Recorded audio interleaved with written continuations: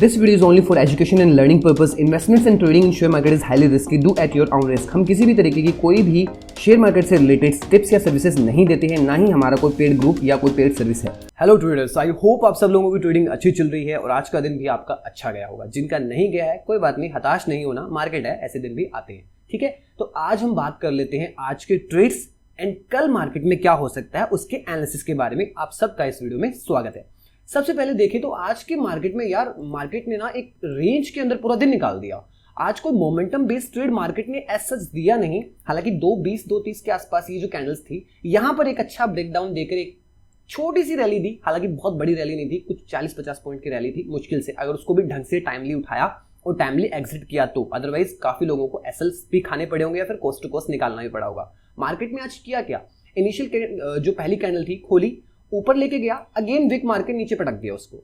जिसने भी फॉर्म में कॉल उठाया गया नीचे। सेकंड कैंडल के अंदर यहां पर अगर रेड कैंडल को देखकर सेकंड कैंडल के अगर मार्केट में फोमो अगर किसी ने पुट उठाया उसको भी यहां पर मार्केट ने खा लिया। कुल मिलाकर दोनों को ही बर्बाद किया, दोनों के ही पैसे मार्केट ने यहां पर खाए। इसके बाद मार्केट ने क्या किया, अगर आपको मैं थोड़ा ढंग से दिखाऊं तो मार्केट में अगर आप एक चीज देखोगे तो मैं 50 EMA लगा के रखता हूं। आप लोगों को कहता हूं कि इसका थोड़ा सा ध्यान रखा करो, मार्केट कभी कभी इसको अच्छे से रिस्पेक्ट करता है, जैसे कि आज किया। आज अगर देखोगे तो आप 50 EMA को मार्केट ने टोटली रेसिस्टेंस फेस करता हुआ पूरे दिन मार्केट में इसी को ही रेसिस्टेंस जोन बनाकर चलता रहा। यहां से लेकर यहां तक की जो रेंज थी 80 to 100 पॉइंट्स की जो रेंज थी उसमें पूरा दिन मार्केट ने निकाल दिया। आज का मार्केट चौपी था तो कल के मार्केट के अंदर एक रैली देखने को या फिर एक अच्छा एक मोमेंटम बेस्ड एक ट्रेंडी मार्केट देखने को मिल सकता है। ये होता है, जिस दिन चौपी मार्केट होता है बिल्कुल ही एक रेंज में फंसा रहता है, अगले दिन एक ट्रेंड मोमेंट आने का चांसेस रहता है। मार्केट ने आज इस तरीके से पूरा सर्वाइव किया। लास्ट के अंदर जाकर आप लोग अगर देखो तो किसी ने अगर 50 EMA का अगर रेसिस्टेंस यहां पर फेस करने के बाद, क्योंकि एक पैरेलल एक अगर आप देखो तो सिमेट्रिकल ट्रायंगल टाइप भी शेप बन रही थी, तो यहां किसी ने अगर रिस्क लिया था 50 मूविंग एवरेज की जस्ट ऊपर अपना एसएल लगा के, तो उसको यहां कोई 50 से 60 पॉइंट या 70 पॉइंट के आसपास मिल गए। अगेन वो रिस्क ना लेकर अगर किसी ने प्रॉपर एक ब्रेक डाउन के बाद अगर कैंडल पे यहां भी ट्रेड लिया तो उसको एक अच्छा ठीक ठाक मोमेंटम मिला 30-40 पॉइंट का, लेकिन वो भी तब जब उसने यहां पर बुकिंग कर ली थी। अगर नहीं की है तो अगेन उसको कॉस्ट पे या फिर अपने एसएल पर मार्केट में निकालना पड़ा। मार्केट ने पूरा रेंज बाउंड करके रखा आज। अब देख लेते हैं निफ्टी के बारे में एंड उसके बाद में थोड़ा सा फिर निफ्टी को भी देख लेंगे एंड लास्ट में हम एनालिसिस करेंगे कि कल मार्केट में क्या हो सकता है। ठीक है, निफ्टी की बात करें तो निफ्टी भी काइंड ऑफ एक रेंज के अंदर फंसा रहा। हालांकि थोड़ा थोड़ा अप जाने की निफ्टी ने कोशिश की। 50 मूविंग एवरेज का पूरा सपोर्ट एंड रेसिस्टेंस लेते हुए इसने वर्क किया। इनके ऊपर अगर किसी ने स्कैल्प किया, सेम एज इट इज अगर बैंक निफ्टी के अंदर भी अगर मैं आपको दिखाऊं तो यहां पर भी अगर किसी ने टॉप पर यानी कि एक रेसिस्टेंस जहां पर फेस कर रहा था वहां पर पुट और नीचे सपोर्ट पर अगर कॉल लिया है तो स्कैल्प की है, उन लोगों को प्रॉफिट्स हुए हैं। सेम, हालांकि बहुत छोटे हुए हैं लेकिन स्कैल्पिंग के अंदर पॉइंट छोटे होते हुए क्वांटिटी ज्यादा होती है तो उनको प्रॉफिट्स बनते हैं। सेम यहां पर भी अगर 50 EMA के अकॉर्डिंगली अगर लोगों ने ट्रेड लिए हैं तो थोड़ा थोड़ा पैसा बना है, बट ऐसा कोई मोमेंटम ट्रेड यहां नहीं आया। बैंक निफ्टी में जब ब्रेकडाउन का ट्रेड आया वहीं यहां पर इसने 200 EMA को रिटेस्ट करके नीचे की तरफ वापस से एक रैली दी, छोटी सी दी, हालांकि इतने ज्यादा नहीं बढ़ा, लेकिन स्टिल आज काइंड ऑफ दोनों ही इंडेक्स के अंदर मार्केट थोड़ा थोड़ा चौपी रहा। कोई ट्रेंडी मार्केट नहीं था। कल मोमेंटम देखने को अच्छा खासा मिल सकता है। अगर फिर निफ्टी की भी बात करें तो फिर निफ्टी ऑब्वियसली बैंक निफ्टी जिससे काम करेगा। हालांकि इसने भी बैंक निफ्टी के साथ ही अपना एक अच्छा सपोर्ट यहां पर ब्रेक किया। ये जो आप देख रहे हो ये एक अच्छा सपोर्ट जोन था, यहां इसने इसको ब्रेक किया एंड थोड़ा सा पॉइंट्स यहां पर खाने के लिए दिए, लेकिन अगेन वहीं उसी सपोर्ट को एज ए रेसिस्टेंस फेस कर रहा है। अब मार्केट में कल क्या हो सकता है, बैंक निफ्टी के अंदर अगर अपने चलते हैं तो बैंक निफ्टी मार्केट एक डाउन साइड में जितना हो सकता है रैली देने की पूरी कोशिश करेगा। मार्केट नीचे जाना चाहता है, ऊपर जाता है मार्केट लेकिन उसको नीचे पटक दिया जाता है, नीचे जाता है अगेन उसको कहीं ना कहीं थोड़ा ड्राइव कर देते हैं नीचे की तरफ से। Bank nifty comparative to nifty थोड़ा सा वीक है। एक छोटा सा जोन है 840 के बाद अगर निकाल लेता है तो मार्केट के पास एक खुला स्पेस अच्छा खासा है। अगर देखोगे तो 840 निकालने के बाद मार्केट के पास एक अच्छी रेंज है पॉइंट्स देने की। और एक बात हमेशा याद रखो, मार्केट स्लो एंड स्टडी ऊपर जाता है लेकिन जब गिरता है तो अच्छे से गिरता है। तो पुट साइड में मोमेंटम ज्यादा तेजी से आता है, पैसा ज्यादा तेजी से बनता है, तो अगर सेलर्स मार्केट में इन्वॉल्व होते हैं तो काफी अच्छा बेनिफिट मिलेगा। अब कल क्या हो सकता है, कल मार्केट अगर फ्लैट खुलता है, हम मार्केट का एनालिसिस फ्लैट के हिसाब से करते हैं because gap up gap down होता है तो जो सपोर्ट्स होते हैं वो रेसिस्टेंस या जो रेसिस्टेंस होते हैं वो सपोर्ट का वर्क करते हैं, ये तो आपको पता ही होगा। तो कल मार्केट के अंदर क्या हो सकता है, अगर मार्केट रेंज में खुलता है तो पहला जो सपोर्ट हम मानेंगे, पहला जो हमारा सपोर्ट होगा, मैं एक पैरेलल चैनल का एक यहां से ले लेता हूं, पहला जो सपोर्ट होगा वो कहीं ना कहीं 920 के आसपास, यही जो लेवल है यही हमारा पहला सपोर्ट बनने की कोशिश करेगा। क्यों? क्योंकि यहां पर मार्केट काफी बार रुका है। 920 की रेंज को अगर निकाल देता है तो उसके बाद हमारा जो दूसरा सपोर्ट बनता है, जहां तक मार्केट जा सकता है, यहां पर हमें 920 से 820 से 40 तक की रैली एक पकड़ में आ सकती है। यहां से हमें 100 पॉइंट मिल सकते हैं। अगर कोई एटीएम और थोड़ा सा नियर आईटीएम में काम करता है तो उसको कम से कम यहाँ पर 60-70 पॉइंट्स का रैली देखने को मिल सकता है। एक बार अगर ये भी जोन निकाल देता है, फॉर एग्जाम्पल कल अगर डाउन साइड में एक ट्रेंडी मूव रहता है तो हमें उसके बाद एक अच्छा खासा 700 तक का लेवल भी देखने को मिल सकता है, जो कि कोई बड़ी बात नहीं है। सेलर्स मार्केट के अंदर एक बार अगर आने लग गए तो मार्केट को काफी डाउन ले जाने की कोशिश कर सकते हैं, ठीक है, क्योंकि मार्केट कहीं ना कहीं ऐसा प्रिडिक्ट कर रहा है कि वो कहीं ना कहीं कुछ दिनों के अंदर एक नीचे की तरफ रैली देने की कोशिश कर सकता है।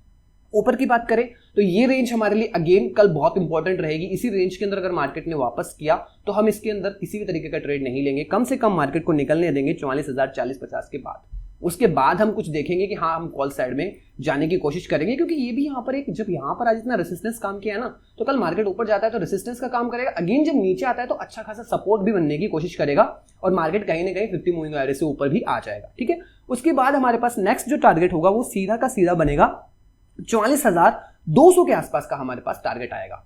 150 से भी पहले अगर बात करें, इसको भी अगर यहां से निकाल देता है तो 200 के आसपास कहीं ना कहीं यहां तक मार्केट आने की कोशिश करेगा जहां तक है। अगर इस रेंज को फटाफट से निकाल दिया, क्योंकि अगर मार्केट अगर ट्रेंडी होगा ना तो जैसे ही यहां से इसको निकालेगा, अगेन इसको इतना रिस्पेक्ट ना करके सीधा वो अपने इस जोन तक आने की पूरी कोशिश करेगा। और कहीं ना कहीं अगर फंसेगा तो एक बार अगर शुरू के अंदर अगर हम एक बार और देख लेते हैं तो यहाँ पर ये जो रेंज है 150 से 160 की, यहाँ पर भी एक बार रुकने की कोशिश कर सकता है। अल्टीमेट हमारा टारगेट 200 तक का होगा। उसको भी निकालता है तो नेक्स्ट हमारा सीधा रुकेगा 340 के आसपास, सीधा 340 के आसपास तक का हम देखेंगे। इस रेंज के निकालने के बाद भी यहाँ तक हम देखेंगे कि यहाँ तक मार्केट कहीं ना कहीं आने की कोशिश कर सकता है। बीच में छोटे छोटे उसको रेसिस्टेंस फेस करने पड़ेंगे, वो तो ऑब्वियस है, वो आपको थोड़ा सा एनालिसिस करना पड़ेगा, ठीक है। मेजर ये चीजें रहेगी। अब आ जाते हैं निफ्टी के ऊपर। निफ्टी के अंदर क्या होगा? निफ्टी के अंदर जो नीचे की तरफ जो लेवल्स है वो कल जो हमने लेवल्स बनाए थे एज इट इज वर्क करेंगे। अगर मार्केट खुलता है तो सबसे पहला हमारा जो सपोर्ट रहेगा वो यही रहेगा।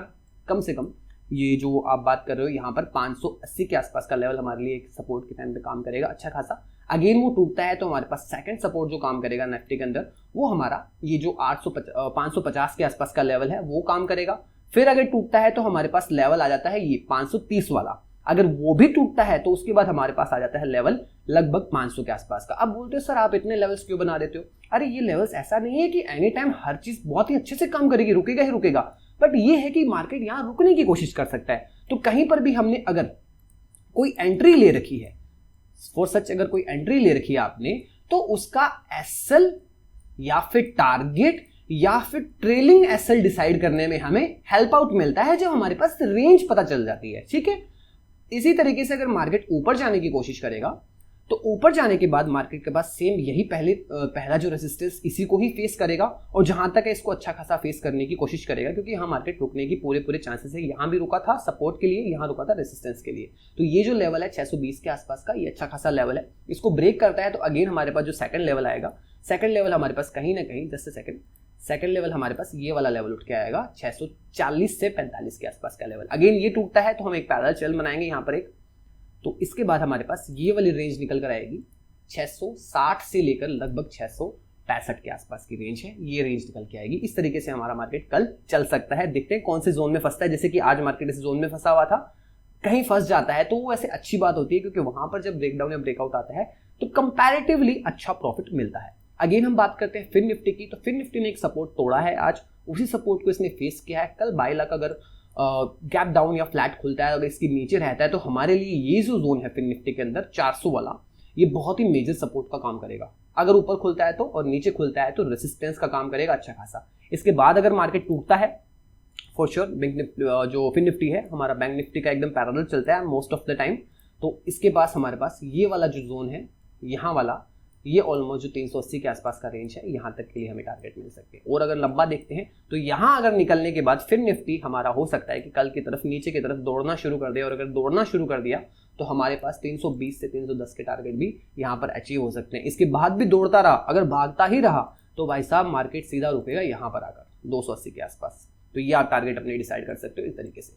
ऊपर की तरफ बात करते हैं तो ऊपर इसके पास काफी रेसिस्टेंस है। फर्स्ट रेसिस्टेंस ये यहाँ पर कहीं पर मार्केट खुलेगा तो यहाँ पर है। सेकंड रेसिस्टेंस ये जो जोन बनाया हुआ है ऑलमोस्ट 450 के आसपास का।